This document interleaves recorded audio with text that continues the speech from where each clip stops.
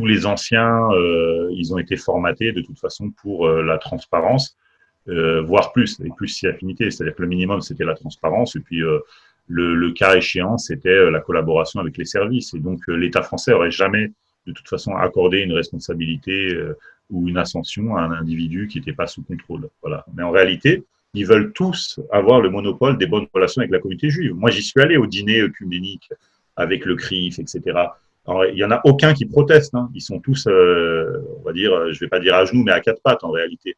Donc, quelque part, il faut arrêter l'hypocrisie. C'est-à-dire, quand tu es devant la communauté, c'est l'imam des Juifs, et puis quand tu es face au président du CRIF, tu courbes les chines et tu te mets à sourire comme un abruti. J'ai toujours été intimement persuadé et convaincu que finalement, s'il y avait de l'islam radical, c'était au minimum par négligence, en fait, de la part de l'État et des services, ou sinon par volonté. Ben, l'ensemble de mes congénères, on va dire fonctionnaires de police, qui avaient fait l'objet d'un retrait d'habilitation, etc., on est des dizaines. C'est-à-dire que c'est vraiment une politique publique aujourd'hui de purger les services de renseignement et l'administration des Arabes. Globalement, hein, voilà, D'accord. sous prétexte de radicalisation. Donc on se retrouve aujourd'hui sur la tribune des pirates avec Noam Anouar, policier, syndicaliste, ancien membre des renseignements généraux et soutien des Gilets jaunes. Noam Anouar, bonsoir. Bonsoir. Y a-t-il des degrés pour les fiches S, par exemple? Non, c'est pas des degrés en fait. Il y a plusieurs catégories de fiches. C'est-à-dire, bon, il y a le fichage, la fiche S déjà. S, c'est sûreté de l'État. Donc c'était des fiches qui auparavant étaient émises par la DST, hein, et donc puis bon, il y avait des fiches RG en fait à l'époque qui pouvaient aussi qui avaient une nature un petit peu différente parce que chaque service en fait a comment dire des délégations pour intervenir sur tel ou tel type d'éléments. Donc les fiches S, il y a des fiches S pour les individus liés aux mouvances d'extrême gauche, extrême droite. Il y a des gens aussi de la LDJ, par exemple, qui peuvent être fichés S. On a des gens qui sont, par exemple, du mouvement Tamoul, Tigre, etc., qui peuvent être fichés S. Donc, c'est tout ce qui peut porter atteinte à la sûreté de l'État. Et effectivement, on a l'individu, on va dire, au contact de la mouvance islamiste radicale. Donc, ça fait partie, effectivement, des fiches S. Après, il y a plusieurs autres degrés, c'est-à-dire qu'il y a les conduites à tenir pour les policiers. Donc, il y a des codes S13, S16, etc. Donc parfois, c'est contrôler l'individu, relever l'identité sans attirer l'attention, et puis on signale au service émetteur de la fiche, qui est souvent la DGSI ou le service de renseignement territorial, la DRTP. On peut aussi demander à contrôler, par exemple, les personnes qui accompagnent l'individu. Si c'est un poste frontière, on va demander la fouille des bagages. Si c'est dans un véhicule, on va demander la fouille du véhicule. Donc voilà, il y a plusieurs types de conduites à tenir. Et donc, c'est ce qui caractérise la fiche S. Et parfois, effectivement, bon, on peut avoir une mention individu dangereux. Parfois, la fiche S peut être couplée à un mandat d'arrêt. Par exemple, pour le terrorisme, c'est souvent un mandat d'arrêt international. Et donc, l'individu est fiché S. Donc, on demande l'avis d'aviser la DGSI, mais on demande aussi d'interpeller l'individu. Donc, voilà, c'est d'une certaine technicité, mais bon, globalement, l'intérêt de la fiche S, c'est que le plus souvent, la personne fichée ne sait pas qu'elle est fichée. Et donc, ça permet d'obtenir des éléments de surveillance pour savoir où se déplace la personne, qui elle fréquente, dans quel type de véhicule elle circule. Ça permet de recueillir des données. C'est une surveillance passive, en fait. Est-ce que les renseignements tiennent plusieurs hauts placés au sein de la communauté musulmane? Bien sûr, l'État français, en fait, il ne faut pas surestimer ou sous-estimer, pardon, la capacité des Français à obtenir du renseignement et à maintenir l'ordre public. Hein, la DST, auparavant, et la DGSE sont des services quand même réputés mondialement. Et donc, naturellement, sur la problématique de l'islam, ils ont commencé par là. C'est-à-dire que quand il y a eu un essor de l'islam dans les années 90 qui s'est couplé à une vague de terrorisme, tous les anciens, ils ont été formatés de toute façon pour la transparence, voire plus, et plus si affinité. C'est-à-dire que le minimum, c'était la transparence, et puis le cas échéant, c'était la collaboration avec les services. Et donc, l'État français aurait jamais, de toute façon, accordé une responsabilité ou une ascension à un individu qui n'était pas sous contrôle. Voilà.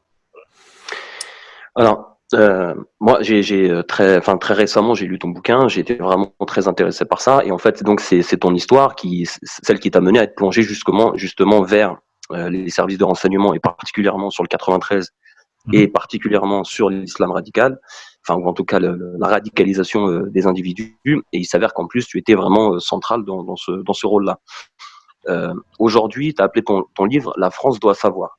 Donc, sincèrement, en quelques mots, enfin, qu'est-ce que la France doit savoir, Anouar? Qu'est-ce que nous, on nous cache, puisque Bah, le message, en fait, le livre est sorti il y a quelques mois, etc. Donc là, est-ce que c'est pas ce qu'on nous cache réellement? Il y a beaucoup de choses à lire entre les lignes. Mais ce que la France doit savoir, c'est que globalement, la France est un pays riche. C'est-à-dire que c'est un pays également qui a une démographie qui est pas exceptionnelle. C'est-à-dire qu'on a 65 millions d'habitants. C'est pas les États-Unis ou l'Indonésie avec 300 millions d'habitants. C'est pas la Chine avec son milliard d'habitants. Donc globalement, c'est un pays qui a les moyens de contrôler ce qui se passe sur son territoire. Et donc okay. moi, j'ai toujours été intimement persuadé et convaincu que finalement, s'il y avait de l'islam radical, c'était au minimum par négligence en fait de la part de l'État et des services, ou sinon par volonté, tout simplement. Et donc il y a un certain nombre d'élus et de membres, voilà, qui s'accommodent de toute façon des relations avec l'islam radical. Hein. Et quand je dis radical, c'est pas forcément le salafisme qui est visible ou le terrorisme. C'est aussi les organisations comme les Frères musulmans, l'UIF, etc. C'est pas des étrangers, c'est-à-dire que les responsables de l'UIF à l'époque, ils ont été reçus par tous les ministres de l'Intérieur, par le président de la République, etc. Donc il y a un moment où moi j'ai jamais réussi à décoder ce message, c'est-à-dire est-ce qu'on en veut ou est-ce qu'on n'en veut pas, est-ce qu'on leur parle ou est-ce qu'on leur parle pas, est-ce que ce sont des alliés ou est-ce que ce sont des ennemis entre guillemets. Voilà, et ça ça a jamais été très très clair. Donc voilà. Alors c'est quand même intéressant que c'est quand même frappant. C'est pas intéressant, mais c'est quand même très frappant que l'un des membres principaux des services de renseignement intérieur sur l'islam radical n'ait pas aujourd'hui pu déterminer ça. Moi, mon histoire, c'est un épiphénomène en fait dans l'histoire de l'islam en France. En fait, moi, j'ai rencontré l'ensemble de mes congénères, on va dire fonctionnaires de police, qui avaient fait l'objet d'un retrait d'habilitation, etc. On est des dizaines. C'est-à-dire que c'est vraiment une politique publique aujourd'hui de purger les services de renseignement et l'administration des Arabes. Globalement, hein, voilà. D'accord. Sous prétexte de radicalisation. En fait, je pense que Sarkozy, à l'époque, avait eu une politique de discrimination positive. Je pense qu'ils ont regretté et maintenant, ils sont en train de faire le ménage. Donc moi, je le sais, j'ai pas besoin de persuader qui que ce soit. Maintenant, comment dire, le souci, c'est que je pense que l'ascension finalement des musulmans en France, elle pose problème. C'est-à-dire qu'aujourd'hui, on a des individus performants, des médecins, des commerciaux, des ingénieurs qui sont performants individuellement, mais je pense que la fédération d'individus avec en filigrane le spectre de l'islam, ça fait peur aujourd'hui en France, à juste titre, hein, peut-être, je ne sais pas. Et donc, en fin de compte, tous les éléments crédibles qui auraient pu permettre de fédérer ou de commencer à fédérer la communauté ont été déglingués. Bon, il y a Tariq Ramadan, mais je pense qu'il l'a amplement mérité. Mais après, il y avait Karim Achoui, l'avocat, qui n'était pas forcément un musulman pratiquant, mais qui n'était pas un idiot. Il avait des défauts de personnalité, mais c'était quelqu'un de brillant. Alors, je suis vraiment désolé de te couper, c'est vraiment rapport au temps, mais parce que c'est vraiment intéressant. Tu fais justement un constat de l'islam de France assez dur. En tant que musulman, j'ai l'impression, entre guillemets, que tu t'en veux un petit peu, même quelque part, à la communauté. Bien sûr. Ouais, d'accord. Après, c'est ce que j'en comprends dans le livre, et je me dis que ce soit la communauté musulmane, enfin les représentants, hein, j'entends de la communauté musulmane qui ont joué, comme tu le dis dans ton livre, ou la police qui n'applique pas sa déontologie, quelque part, en fait, les uns se sont renvoyés les uns aux autres, et puis ça a jamais rien donné. Bah écoute, oui, moi j'ai un problème personnel de toute façon avec la communauté musulmane, parce que moi je me suis mouillé pour dénoncer le racisme anti-musulman, par déontologie. Parce que moi je suis quelqu'un, j'essaye de m'approcher en tout cas de ce qui est juste, donc j'ai voulu combattre par des moyens légaux ce racisme.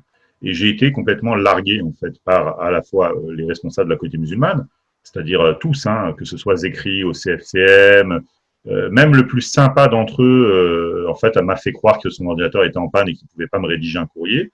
Mais en fin de compte, personne ne s'est mouillé. C'est que même l'imam Chalgouni, hein, que j'avais protégé, avec qui j'avais des bonnes relations, hein, au-delà de ce qu'il est, je veux dire, c'est pas le débat. Voilà, il m'a pas soutenu. Donc on s'aperçoit, c'est quand même des religieux. C'est-à-dire qu'à la limite, un politique se comporte comme ça, il n'y a pas de souci. Mais un religieux, normalement, il est porté par des valeurs. Et puis bon, la communauté, c'est pareil. C'est-à-dire que quand j'ai appelé à des manifestations, à des pétitions, c'est les Gilets jaunes qui m'ont soutenu. Les musulmans m'ont jamais soutenu. Ils n'ont pas acheté mon livre, ils l'ont piraté, ils se le sont envoyé. Moi, j'ai des amis, ils m'ont dit, ouais, il y a un tel, il m'a dit, mais non, l'achète pas, je te l'envoie en PDF. Bah, pourquoi l'achète pas? C'est quoi le problème? Bon, je gagne pas grand-chose dessus, mais je veux dire, pour Tariq Ramadan, qui avait pratiqué ce que vous savez, hein, je ne vais pas le rappeler ici, on n'est pas en Ramadan, mais je veux dire, vous avez rassemblé 100 000 euros en 24 heures. Et moi, vous m'avez laissé tomber alors que moi, je suis père de 3 enfants et j'ai risqué mes 2000 balles par mois justement pour faire la justice. Je vais pas recommencer. Honnêtement, je suis désolé, hein, j'ai fait ma part du travail. Voilà, je suis un colibri. Mais aujourd'hui, il y a des gens qui me disent ouais, on s'est trompé, on pensait que tu étais notre leader. Non, moi, je suis pas votre leader. Moi, j'ai une famille derrière et j'ai compris ma douleur une fois. Maintenant, mon boulot, je sais pas si je vais continuer ou pas. Je vais dire si c'est pas ça, je trouverai autre chose. Je sais faire des choses de mes 2 mains. Mais la communauté Euh, musulmane aujourd'hui, c'est pas. D'ailleurs, les élus, pardon, juste une parenthèse, les élus me le disent. Avant, ils mettaient de la diversité. Hein. Dans le gouvernement, vous aviez toujours une c'est vrai. élue, un ministre. Aujourd'hui, il n'y en a plus. Ils ont mis Madjoubi à un moment. Bon, bah, vous savez, voilà, quel profil il avait. Donc, c'était à peu près soluble. Et là, aujourd'hui, bah, ils ont mis une blague, et en plus une blague chrétienne. C'est-à-dire qu'il n'y a plus d'arabes musulmans. Aujourd'hui, pour les politiques, c'est plus un investissement intéressant, l'arabe de service. Hmm. Donc, le judiciaire, les magistrats sont indépendants du politique, alors que la police, c'est pas le cas. C'est-à-dire que la police, elle est contrôlée par l'exécutif, donc par le ministère de l'Intérieur. Et donc, c'est le ministre de l'Intérieur, ça reste une personne qui est élue, c'est-à-dire un ancien député, ou souvent un député d'ailleurs, hein. Donc, c'est une personne, en fait, de la société civile qui n'a pas nécessairement les compétences. Regardez aujourd'hui, Christophe Castaner, il n'a pas de compétences en matière de droit ou de sécurité. Donc, quelque part, Sécurité, oui. il contrôle la police. Et même si l'institution judiciaire est indépendante, elle ne peut pas statuer sur autre chose que sur les rapports qui lui sont fournis par la police. Donc, quelque part, en réalité, l'exécutif a la main sur le judiciaire de façon indirecte. Et donc, bah, forcément, bah, y a des luttes d'influence. C'est-à-dire que la France, c'est pas un pays autonome au milieu du Pacifique, une île qui est entourée par rien. Il y a des pays autour qui essayent d'influencer ce qui se passe en France et qui tirent profit de toutes les situations. C'est-à-dire que bon, bah, voilà, l'islam de France aujourd'hui est plutôt marocain. La France a choisi le Maroc comme un partenaire fiable parce qu'elle considère qu'il n'y a pas d'islam de France, justement. Et donc, elle a choisi le Maroc pour contrôler l'islam de France. Avant, c'était l'Algérie, jusqu'aux années 90. Quand l'Algérie a été déstabilisée, on lui a retiré les clés de l'islam de France pour les remettre au Maroc. Et peut-être que demain, ce sera l'Afrique noire, peut-être que ce sera la Turquie, peut-être que ce sera un autre pays. Et donc, du coup, bah, y a des luttes d'influence au sein, justement, bah, de la France. C'est-à-dire que la France, c'est pas un niveau tranquille. Et donc, bah, le terrorisme, au regard des pays, pas forcément des pays, même des organisations qui l'utilisent, bah, c'est, en fin de compte, un levier pour c'est-à-dire que c'est jamais fait sans raison. C'est toujours dans le but d'infléchir les démocraties à prendre des décisions dans un sens ou dans l'autre. Par exemple, ça peut être le retrait des troupes de telle ou telle zone, ça peut être telle ou telle décision en faveur d'un État. Bon, ben voilà, par exemple, sur l'affaire Karachi, où on a eu 11 ingénieurs de la DCN qui ont été tués dans un attentat à la bombe, on voyait bien que c'était une affaire finalement de rétrocommission, etc. Donc il y a toujours une raison qui fait que ces choses-là arrivent. Hein, je parle en haut lieu. Puis bon, après, les petites mains, c'est pas ce qu'il y a le plus difficile à trouver. C'est dans les cités, il n'y a aucune difficulté à trouver un mec désœuvré qui n'a pas de sens à son existence et puis qui va aller tuer ou je ne sais quoi en pensant obtenir le paradis. Ça reste, on va dire que ça reste les petites mains, malheureusement, mais ça existe et malheureusement, les quartiers n'en manquent pas. Hein. Ça veut pas dire que tous les habitants des quartiers sont des terroristes, mais radicaliser une personne, lui monter le cerveau, etc., c'est pas ce qu'il y a de plus difficile à l'échelle d'un État ou d'un parti, d'une organisation étrangère. Mais donc concrètement, à Noir, clairement, d'après toi, d'ailleurs c'est un avis que je partage, mais si on avait une organisation légitime, représentative, majoritairement, je veux dire, des musulmans de France, ça serait le meilleur moyen pour, entre guillemets, déradicaliser, qu'il y ait plus ce type de problématiques qui se posent. Alors, après, il y a plusieurs écoles à ce niveau-là, mais moi, je ne pense pas, parce que je pense que la spécificité de l'islam, de toute façon, c'est que c'est une religion qui reconnaît aucun clergé. C'est-à-dire que, moi, je l'ai dit hein, dans des réunions publiques avec des imams, je leur ai dit, pour moi, vous êtes des usurpateurs, parce que le statut d'imam n'est pas un statut permanent. C'est-à-dire qu'aujourd'hui, quand un groupe est constitué et arrive l'heure de la prière, quel que soit l'endroit, justement, bon, on désigne comme imam pour diriger la prière la personne la plus instruite, en fait, dans une assemblée. Et donc, c'est pas un statut permanent. Par exemple, de nous trois, peut-être que c'est toi, Esno, qui serait l'imam si venait l'heure de la prière et si on décidait de prier. Peut-être que demain, si on était rejoint par une quatrième personne, ce serait lui qui serait l'imam. Et donc, aujourd'hui, il n'y a pas le statut d'imam, en fait, on va dire fondamentalement, c'est pas un statut permanent. Aujourd'hui, on dit le grand imam de la mosquée de Bordeaux, de Marseille. D'ailleurs, le grand imam de la mosquée de Marseille dans les années 90, ou l'imam de la grande mosquée de Marseille, il n'avait pas de mosquée.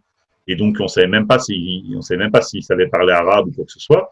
voilà, on avait désigné comme ça des grands imams, et puis le mec mettait une chéchia, un burnos, et puis hop, c'est parti, je fais l'imam, pour en fumer un Pardon. peu comme, voilà, et donc Ah non, ça n'existe pas. Oui. ça n'a pas été un peu le cas de Chalgoumi? Mais c'est pas le seul, en réalité. C'est pas Chalgoumi, les gens se moquent de lui parce qu'il parle mal le français, parce Non. qu'il, mais Est-ce qu'il n'a il pas y en a été plein. placé avec... J'entends pas, là. Ah pardon, excuse-moi. Non, je disais, est-ce que tu parlais d'imams justement, pas autoproclamés, mais en tout cas qui font qui adoptent la même méthodologie que les dictateurs dans les pays arabes. Donc est-ce que c'est pas un peu le cas, par exemple, d'un imam qu'on a voulu nous aussi nous imposer, comme l'imam Chalgoumi? J'en sais rien parce que, comme j'ai dit, moi, je fais pas de différence, en fait, en réalité, que ce soit M. Chalgoumi ou un autre. Bon, Chalgoumi, il a dérangé à un moment. Pourquoi? Parce qu'il a mis en avant la nécessité des bonnes relations avec la communauté juive. Et quelque part, bon, bah, au début, ça a offusqué justement les gens de la communauté musulmane parce qu'il y avait le problème israélo-palestinien. Et puis en sous-main, on a bien compris que bah, quand Dalil Boubaker a voulu le suivre dans les années 2010, en faisant des déclarations dans un journal en disant oui, l'Algérie finalement était bien mieux avec les Juifs. Quand les Juifs ont quitté l'Algérie, ils ont laissé derrière eux un pays de misère parce que justement ils apportaient la prospérité. Israël a le mérite de faire pousser des agrumes dans le désert. Je ne sais pas si tu te souviens de ces déclarations. Oui, oui, je m'en Bah, souviens. comme Chalgoumi, il a eu 6 semaines de manifestations devant sa mosquée. Et en fin de compte, je pense qu'en sous-main, en réalité, il y avait une forme de jalousie. C'est-à-dire que les Arabes font croire finalement que ce qui dérange, c'est les bonnes relations avec les Juifs, alors qu'en réalité, ils veulent monopoliser les bonnes relations avec les Juifs. Et ils utilisent le conflit israélo-palestinien pour éloigner justement les imams et pour les mettre sous pression. Mais en réalité, ils veulent tous avoir le monopole des bonnes relations avec la communauté juive. Moi, j'y suis allé au dîner œcuménique avec le CRIF, etc. Alors, il n'y en a aucun qui proteste. Hein. Ils sont tous, on va dire, je ne vais pas dire à genoux, mais à quatre pattes en réalité. Donc, quelque part, il faut arrêter l'hypocrisie. C'est-à-dire, quand tu es devant la communauté, c'est l'imam des Juifs, et puis quand tu es face au président du CRIF, tu courbes l'échine et tu te mets à sourire comme un abruti. Moi, j'ai jamais eu de problème avec ça. Moi, je l'assume, je le dis parfaitement. Moi, je suis français, et un juif français, c'est un français de confession juive, c'est mon frère. Parce que pourquoi c'est mon frère? Parce que la devise de la République, c'est liberté, égalité, fraternité. Donc, si tu es chrétien, athée, bouddhiste, juif ou quoi que ce soit avec tes Français, tu es mon frère. Et donc, il faut arrêter de complexer par rapport à ces choses-là. Moi, pour moi, en réalité, un juif de France, il est mon frère avant un Indonésien qui habite à l'autre bout du monde et qui a aucun point commun au plan culturel avec moi. Là, il faut arrêter les gens avec. Mais je pourrais dire la même chose. Par exemple, moi, je suis d'origine algérienne, Algérie, Maroc, Sahara, tout ça. T'as vu comment les gens s'enflamment, c'est de la folie. Bien sûr. Mais franchement, vous êtes ridicule, quoi. Je veux dire, il y a un moment, le mec il pense un truc, l'autre pense le contraire. Bon, bah voilà, vous êtes capable quand même de faire des choses ensemble. Bah, les gens, par exemple, à titre personnel, m'attaquent parce qu'ils me disent ouais, on t'a vu avec un tel de la France insoumise, et puis le lendemain, tu vas parler dans Boulevard Voltaire. Il y a quoi de choquant? Je veux dire, moi, je suis pas marié avec avec les uns ou les autres. Je parle avec eux.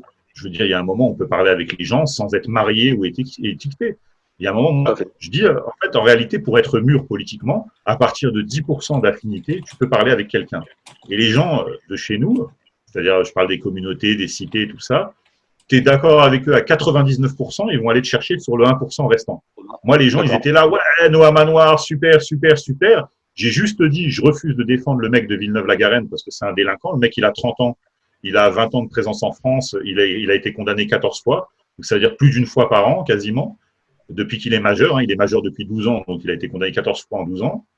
Moi, je trouve que ça fait beaucoup. J'ai pas envie d'avoir un lien avec défenseur de ce gars-là. Non, mais je comprends. J'ai reçu une tonne d'insultes sur Internet. Harki, Woldelkelb, tout ça, patati, patata. Non, mais attends, c'est bon, quoi. Je veux dire, vous êtes malade, là. Il y a un moment, il faut arrêter. Après, vous étonnez que personne ne veut taffer avec vous. Non, mais c'est normal, quoi. Je veux dire, il y a un moment. D'accord. En tout cas, on a bien compris le coup. Un Breton, il se sauve en courant. Je veux dire, moi, j'ai pas le choix. Malheureusement, c'est collé à ma gueule. Je suis arabe, je suis musulman. Mais un Breton, il a le choix, il se sauve en courant. Il prend ses jambes à son cou. Les Alors, amis, Anouar, justement. attends, je vais poser quelques petites questions parce que Après, vas-y. je réglais des petits problèmes techniques et donc là, normalement, on vous entend bien. Comment lutter efficacement contre la radicalisation selon vous? Bah, moi, je pense que, en fait, il faut poser les problèmes, justement. La première chose, c'est de faire des diagnostics. C'est-à-dire que si tu vas chez le médecin, tu as mal au crâne et il te dit est-ce que tout va bien? Tu dis oui, tout va bien, j'ai mal nulle part. Et tu ressors, tu dis ah, mais ce médecin, il est nul, il m'a pas soigné. Tu vois, il y a un moment, bah ouais, mais tu lui as pas dit que tu avais mal au crâne. L'islam, c'est pareil. Si tu veux, l'islam aujourd'hui a mal au crâne. C'est-à-dire qu'il y a il y a un gros problème dans la façon dont la religion est interprétée et traitée, et dans la façon dont elle est compatibilisée, on va dire, avec la République. Et moi, je pense qu'aujourd'hui, euh, moi, si tu veux, en tout cas, moi, j'estime aujourd'hui être assez serein dans mon état d'esprit, ma sérénité, je la tire du fait que j'ai pas de double discours et j'ai pas de double allégeance. Si tu veux, moi, je te dis pas aujourd'hui, ouais, il y a peut-être des Français qui me regardent, donc je vais dire vive la France, et puis après demain, je vais dire ah Tahia el Jazair, 1, 2, 3, vive l'Algérie. Moi, j'ai pas ce problème-là. Ça veut pas dire que je renie. Moi, mes parents sont algériens, il n'y a pas de problème. La baisse D'ailleurs, ma mère est morte, la yarhamha. Mais ce que je veux dire par là, c'est que, comment dire, moi, je suis en France, je suis français, mes enfants sont français, et dans le message que je leur transmets, il n'y a pas d'ambiguïté. Et donc, moi, j'ai pas le sentiment de mentir quand je vante justement mon appartenance à la nation française.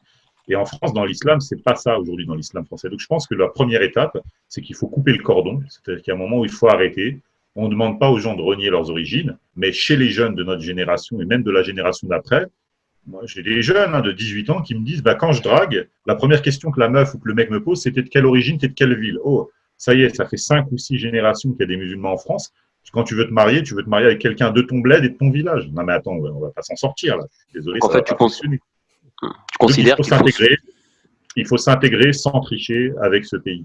Après, tu vois, les Américains, par exemple, les Afro-Américains, ça y est, ils ont coupé le cordon. Ils disent pas, ah ouais, toi, t'es noir américain, mais t'es d'où? T'es du Kenya ou t'es du Sénégal? Ça n'existe pas dans le discours des noirs américains. Bah, en France, je pense qu'il faut aboutir à ça, c'est-à-dire à une intégration totale. Et ensuite, après, effectivement, bah, l'islam, il faudra de toute façon l'interpréter, l'exégèse. Noam, votre fille, vous l'appellerez Corinne ou pas? Moi, mes filles, elles ont deux prénoms chacune, elles ont leur prénom et elles ont leur traduction sur l'état civil. Parce que, en fait, moi, je leur laisse le choix. Et de toute façon, qu'est-ce que tu en as à foutre? J'ai envie de dire, à partir du moment où toi, tu sais ce que t'es, tu peux t'appeler Dominique, il n'y a pas de problème. T'as peur de quoi? Je veux dire, il y a des mecs, aujourd'hui, dans cette génération, il y en a un, moi, je connaissais un mec de mon âge, il s'appelait Seif Islam, c'est-à-dire l'épée de l'islam. Il m'a dit, putain, mais c'est un nom de ouf qu'ils m'ont donné mes parents. Quand les gens disent, ah, c'est joli, Saïf, qu'est-ce que ça veut dire, l'épée, tu vois, c'est difficile à porter. Oussama, comment, je veux dire, on renie rien, mais comment tu vas appeler ton fils Oussama aujourd'hui? Tu peux revendiquer, mais il va galérer, tu vois ce que je veux dire, c'est évident. Si c'est ta fille, t'es pas obligé de l'appeler Corinne, c'est un joli prénom, moi j'aime bien Corinne, mais je veux dire, il est où le problème? T'as peur de quoi? T'as peur qu'un jour elle se réveille le matin et qu'elle se dise, ah bah finalement, voilà, si elle a envie de quitter l'islam, tu peux l'appeler Zolécha ou là ce que tu veux, ou là, Zineb. Elle va quitter l'islam. C'est pas un problème. Tu vois ce que je veux dire? Donc l'hypocrisie. Oui. On est dans un pays, tu vois, une France qui a une culture qui est plurimillénaire. La France, elle existe depuis longtemps. Elle a toujours été chrétienne. On ne te demande pas de te convertir au christianisme. On n'est plus au temps des croisades ou de l'Inquisition. On te demande de respecter justement la culture du pays d'accueil. Tu vois, moi, je parle même pas du prénom. Toi, tu me donnes le prénom. Pourquoi tu mets une là-bas? Je suis désolé, tu es libre. La France, elle te permet justement de t'habiller comme tu le veux. Mais tu veux prouver quoi? Je veux dire, en plus, si tu mets une là-bas, et puis, mashallah, allez, que tu es un pratiquant de ouf et tout, tu as une rectitude, istiqama, mashallah. Tu vois, moi, je te dis, vas-y, il n'y a pas de problème, mets ta là-bas. Mais les mecs qui mettent des là-bas, le lendemain, tu les retrouves en train de dealer du touchy, tout ça, parfois, ou en train de taper une voiture ou je sais pas quoi. Et tu vois, moi, je le vois, cette schizophrénie. Moi, j'arrive, quand je vais à la mosquée à Goussainville, j'y vais plus, ça, parce que j'y habite plus depuis longtemps. J'y allais, les mecs, ils se retournaient tous, ils disaient, ah, regarde, Harki était dans la police, tout ça. Et à côté de moi, il y avait le mec qui dealait du shit ou de la coke, qui disait, Masha'Allah, allez, t'es revenu vers nous, mon frère. Tu t'es égaré, mais vas-y, rentre petit à petit, Inch'Allah, tu rentres dans l'islam, tu te remets dans le droit chemin et tout. Tu vois, donc moi, finalement, j'ai jamais rien fait, jamais commis de délit, mais Harki, dégage et tout. Et le dealer de shit qui est à côté, machallah, allez, tu vois ce que je veux dire. Donc, il y a un moment, tu vois, faut arrêter. À mon avis, ce serait bien qu'on organise un débat là-dessus sur la question identitaire, parce que je pense qu'il y a une schizophrénie. Ah, mais les mecs sont malades. Ouais. Mais quand je dis malade, c'est avec compassion. C'est pas pour les insulter que je dis ça, mais il y a une maladie dans l'islam de France. Non, mais là, tu fais un vrai constat. Tu fais un vrai constat. Non, mais ça, je pense que c'est un vrai débat, tu vois. C'est un vrai débat. Et sur le financement des mosquées. Tu vois, quand tu donnes 20 balles en liquide parce que tu vas faire Jumu'ah, ben normalement, le responsable associatif, il te doit de t'expliquer comment ton argent va être dépensé. Là, on te dit, subhanallah, si tu demandes, le mec va te dire, tu me fais pas confiance, tu penses que je suis un voleur. Le mec, il va se vexer, il va se mettre dans tous ses états. Non, la loi en France, elle te permet de garantir justement l'utilisation des fonds. Donc, quand je te donne 20 balles, avec 20 balles, tu peux acheter 2, 3 sacs de ciment, 4 sacs. Je veux savoir ce que tu fais avec. Il y a un manque de sérieux dans la gestion des lieux de culte en France? Et pourquoi il y a un manque de sérieux? Parce que moi, je vais te le dire, parce qu'en fin de compte, les gens ont des choses à se reprocher. La plupart du temps. Pas tout le temps, mais dans énormément de cas, il n'y a pas de Quels transparence. sont les moyens de communication totalement sécurisés? Il n'y en a pas, à vrai dire, si ce n'est le bouche à oreille, hein, tout simplement. Mais après, dès qu'on passe par l'électronique, forcément, il y a une faille. Hein. Après, tout ce qui est télécommunications, Internet, etc., naturellement, même quand c'est chiffré, comme que je l'ai dit aux Gilets jaunes, hein, face à vous, vous avez un État. Donc, vous ne pouvez pas rivaliser avec un État, Oui. avec les moyens, justement, qui sont mis à disposition par l'État. C'est-à-dire que, globalement, non, il n'y a pas de moyens de communication sûrs à 100%. Ça n'existe pas. Et par exemple, Surtout en France, j'ai envie de dire, surtout en France. pour la Seine-Saint-Denis, vous estimez à combien de personnes qui surveillent les réseaux radicaux environ? Ah bah apparemment il y en avait qu'un. Ouais, Alors sur les RG, il n'y avait que moi à l'époque. Bon, j'ai été remplacé, mais par des gens qui ont compris que de toute façon, a priori, pour les retours que j'en ai, qui ont compris que ça valait pas le coup de s'investir et donc qui s'investissent au minimum. Après, maintenant, le 93, il n'y a pas que la DRPP, il y a une antenne de la DGSI, il y a la DRPP centrale, il y a la DGSE, il y a la DRSD des militaires. Il y a beaucoup de services. Et puis après, il y a les services judiciaires aussi. Donc, forcément, chacun essaye d'intercepter un maximum d'informations.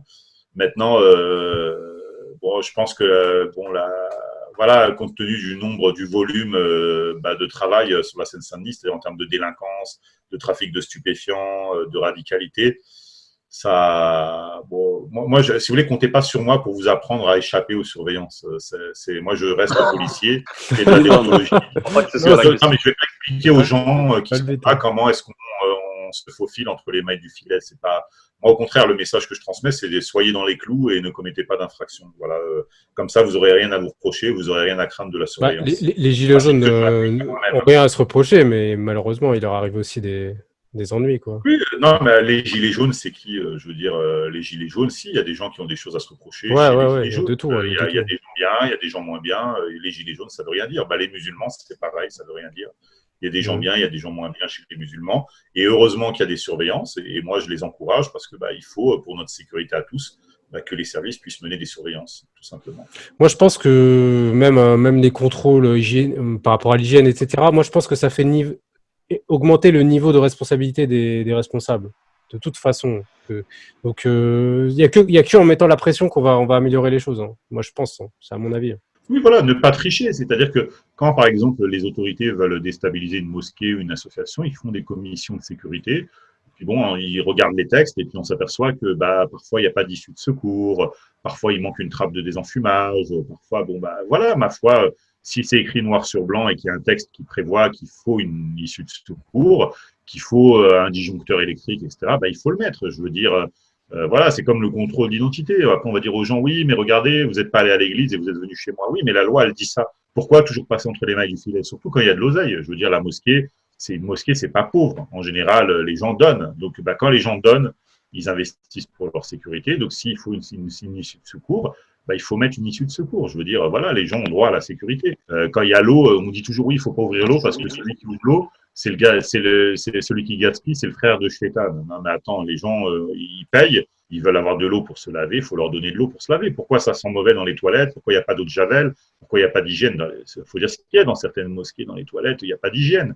De quel droit les gens ont payé? Il leur faut de l'hygiène. C'est une question de respect.